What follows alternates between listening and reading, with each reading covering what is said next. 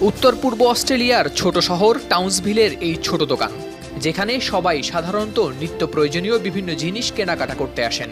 তবে সম্প্রতি ঘটে যাওয়া একটি ঘটনা বেশ আলোড়ন সৃষ্টি করেছে নেট দুনিয়ায়। দুজন ইসরায়েলি পর্যটক ফ্লাইন্ডার্স টোবাকো নামে সেই দোকানটিতে ঢুকেছিলেন। তারা খেয়াল করলেন দোকানের দেয়ালে একটি সাইনবোর্ড ঝোলানো, সেখানে জানানো হয়েছে ফিলিস্তিনিদের সহায়তার আহ্বান।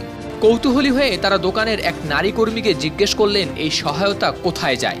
এর পাশাপাশি নিজেদের পরিচয় দিয়ে বললেন তারা ইসরায়েল থেকে এসেছেন। অমনি তেলেবেগুনে জ্বলে ওঠেন দোকানের এই নারী মালিক।